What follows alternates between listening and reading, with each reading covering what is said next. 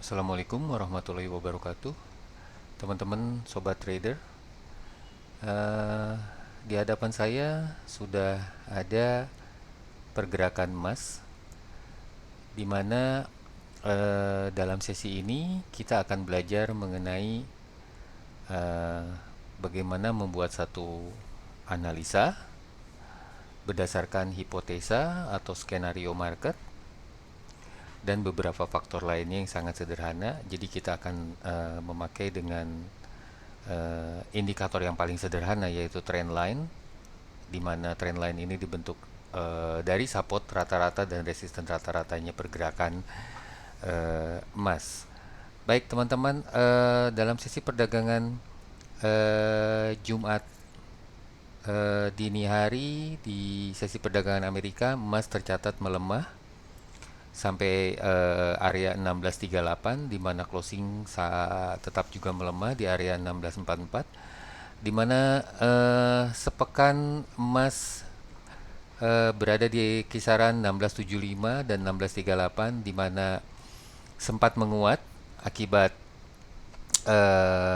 adanya gejolak market di currency, di forex, di major currency, di mana BOJ melakukan beberapa kali intervensi untuk menguatkan mata uangnya, dan ini satu hal yang aneh. Biasanya BOJ itu melakukan intervensi melemahkan mata uangnya.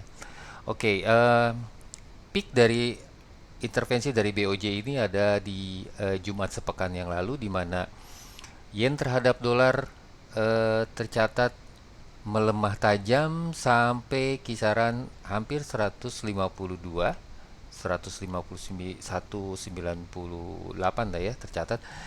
Dan begitu ada intervensi jatuh 600 poin sampai 145 kurang. Ya. Dan ini menempatkan emas di 1675 di pekan lalu.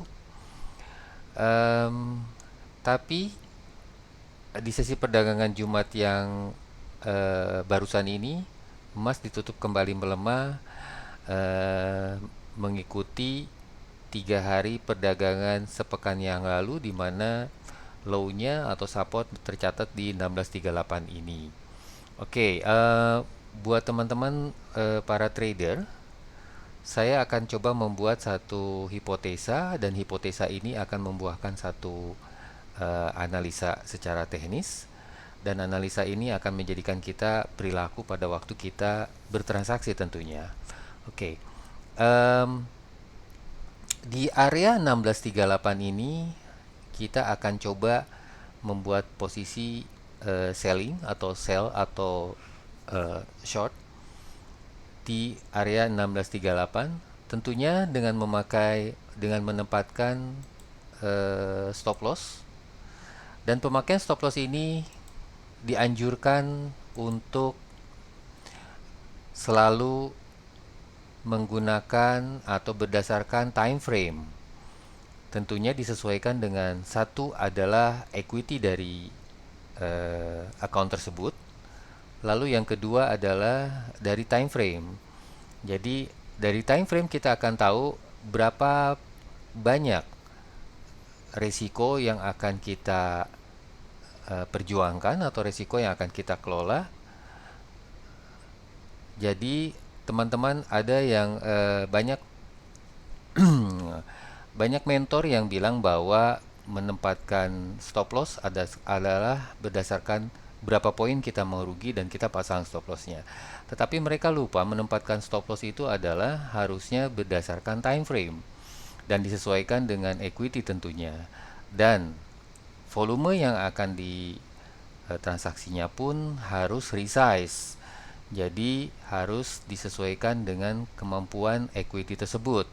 Jangan sampai over capacity dengan equity kecil tapi bermain banyak, ataupun sebaliknya dengan equity besar tetapi masuk volume dengan kecil. Jadi kita memanfaatkan momen ini di mana kita akan sell di area 1638 ini, dan kita akan coba menentukan bahwa stop lossnya kurang lebih ada di area Ya, tergantung teman-teman. Sekarang kita lihat mau di 1 jam kah, atau di 15 menit kah, atau bahkan mungkin di 4 jam kah. Jadi dengan selalu menempatkan stop loss 16.38 ini. Oke. Lalu kira-kira akan kemana market ini di sepekan ke depan? Baik, teman-teman, kita lihat ya.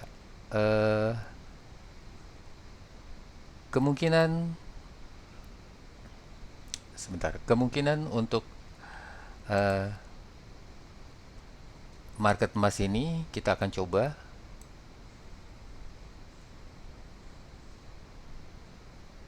Inilah mungkin sepekan ke depan ya. Market ini akan kemana kurang lebih ya, di area 1628.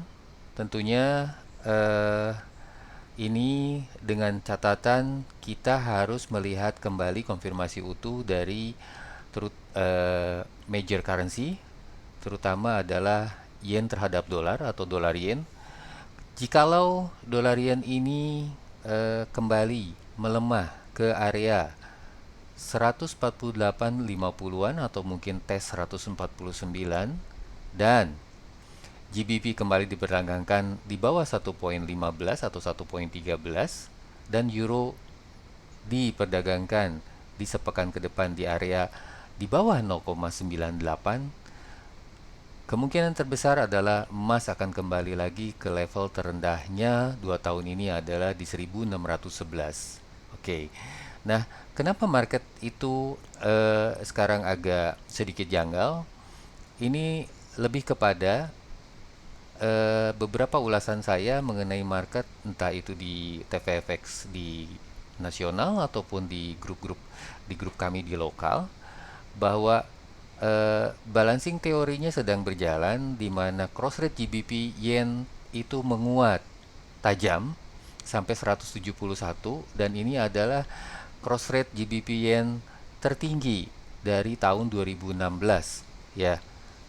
Jadi menempatkan GBP-nya menguat dan yen-nya melemah, juga yen-nya melemah terhadap dolar, dan GBP menguat banyak terhadap US dollar. Itu dari arti dari cross rate GBP yen tersebut.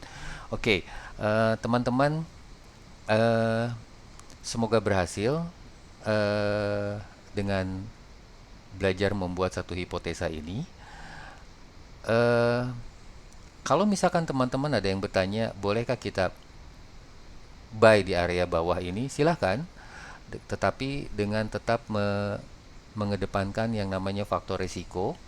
Buy boleh saja, karena ini memang harga terendah untuk weekly ini, atau boleh dibilang eh, 1 bulan ke belakang lah ya, boleh dibilang dua atau sampai 3 pekan ke belakang.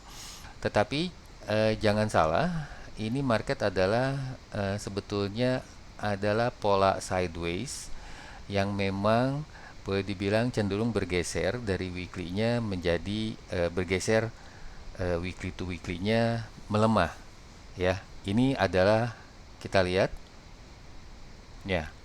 Ini adalah boleh dibilang monthly pergerakannya, di mana weekly-nya sudah jatuh lagi melemah ya.